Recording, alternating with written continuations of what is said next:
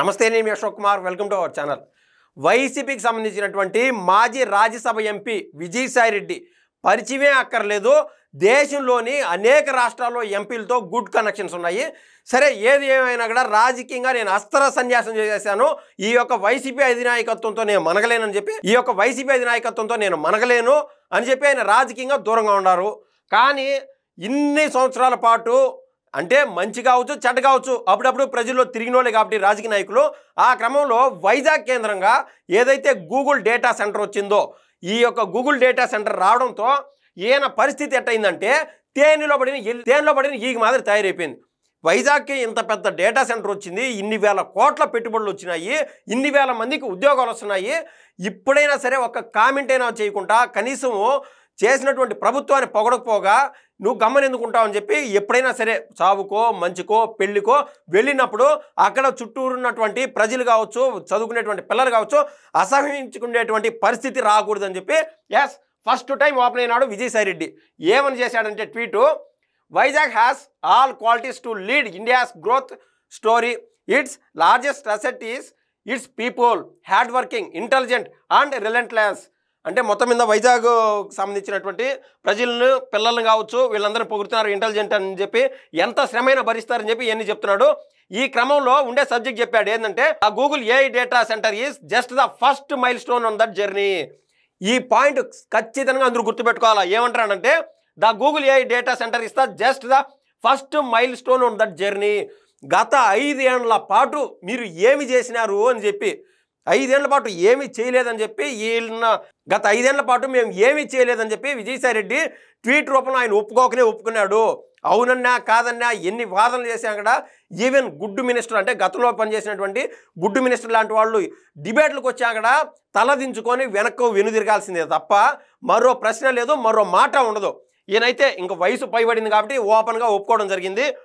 First milestone on the journey అంట. Vizag truly is India's jewel on the east coast and honourable prime minister ji is also recognize that. ఇంకా ఈయన పరిస్థితి ఏ విధంగా తయారైందంటే, నేను ముందు చెప్పినట్టు తేనెలో పడిన ఈగ మాదిరి తయారైపోయింది. ఇప్పుడు ఈ కష్టం అంతా పడిన అతను ఎవరంటే నరేంద్ర మోడీ గారు, అదేవిధంగా ఏపీ ముఖ్యమంత్రి అయినటువంటి నారా చంద్రబాబు నాయుడు గారు.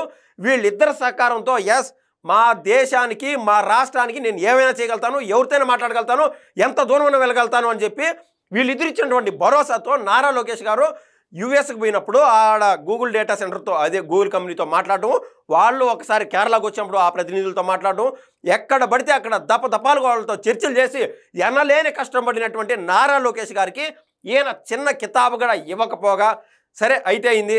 ఏపీ ముఖ్యమంత్రి అయినటువంటి నారా చంద్రబాబు నాయుడు గారు అంటే చొరవ చూపించకుండా ఇంత పెద్ద పెట్టుబడి కానీ గూగుల్ కానీ ఇక్కడికి వచ్చేటువంటి పరిస్థితి కాదు.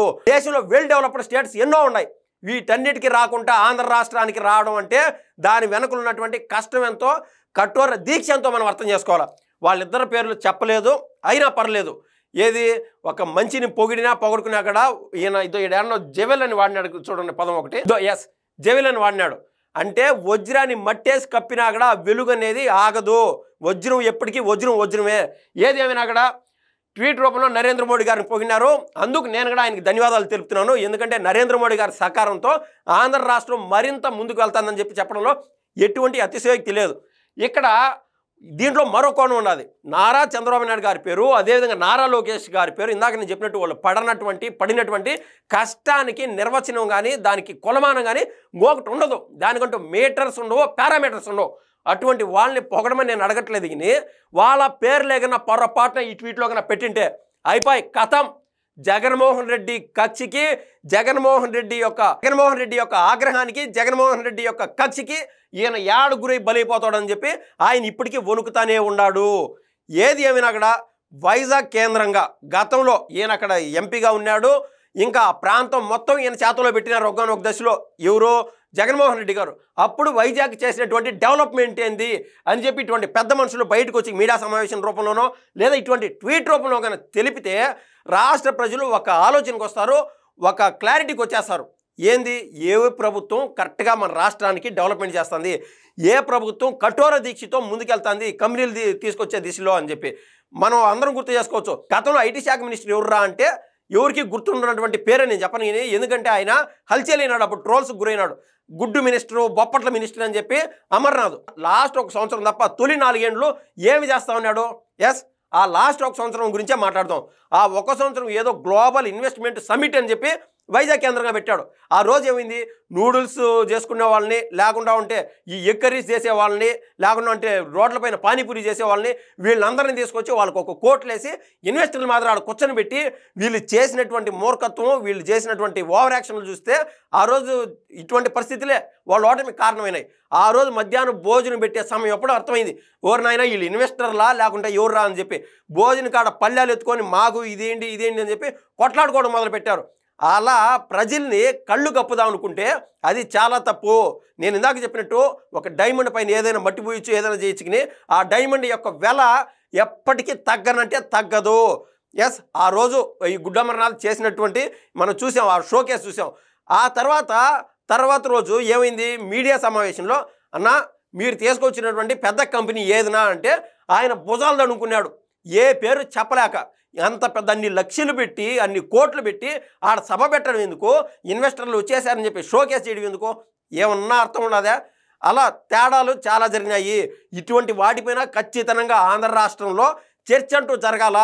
మొన్న నారా లోకేష్ గారు పలానా చోట ఉన్నాడు, ఏడా చెన్నైలో, నిన్న పలానా చోట, రేపు పలానా చోట, ప్రతిరోజు అభివృద్ధి దిశగా ఆంధ్ర రాష్ట్రాన్ని దూసుకెళ్లే విధంగా చేస్తూ వస్తున్నారు. ఇప్పుడు సహజంగా గూగుల్ డేటా సెంటరు మన ఆంధ్ర రాష్ట్రంలోని వైజాగ్ వచ్చింది కదా, ప్రపంచం మొత్తం ఇండియా వైపు చూసింది. ఆంధ్రానా, హైదరాబాద్ అనేది సెకండరీ, లేదా అమరావతి అనేది సెకండరీ, వైజాగ్ అనేది సెకండరీ, ఇండియా వైపు చూసింది. అలా చూడగలిగేటువంటి శక్తి, సామర్థ్యము కేవలం నారా లోకేష్ గారు, బాబు గారి నేతృత్వంలో చేయగలిగినారు అని గర్వంగా చెప్పుకోవచ్చు. అందుకు పూర్తి స్థాయి సహకారం నరేంద్ర మోడీ గారు అందించారు. ఇండియాలోని ప్రతి రాష్ట్రము ఆంధ్ర వైపు, ఆంధ్రాలోని ప్రతి జిల్లా వైజాగ్ వైపు చూశాయి. మీరు అంటా ఉన్నారు, మొన్న ఏమంటా వచ్చారు, అంతా వైజాగ్ కేంద్రం, అంతా అమరావతి కేంద్రంగా పెట్టుబడులు ఎత్తకపోతున్నారు, ఇంక వైజాగ్ పరిస్థితి ఏంది, రాయలసీమ పరిస్థితి ఏందని చెప్పి మీరు చెప్పినారు. ఎవరన్నా మర్చిపోయినారా? ఇప్పుడు ఏమైంది? ఆ మధ్య అమరావతి చంద్రబాబు ఇదేనా నాయన ఇదే పాచనకాయ పచ్చడి మాత్రం అని చెప్పి వైసీపీ వాళ్ళు ఉదరగొడుతూ వచ్చారు. ఎస్, మొన్న అమరావతి, నిన్న వైజాగ్, బాబు గారికి మించినోడిని నేను అనే దిశలో నారా లోకేష్ గారు దూసుకుపోతున్నారు. ఇది ఓపెన్ ఫ్యాక్ట్. ఇది ఆయన బాబు గారిని రోల్ మోడల్గా చూసుకుంటూ అమరావతి అనే పేరుకు మించి వైజాగ్ పేరు తీసుకురాగలుగుతున్నారు.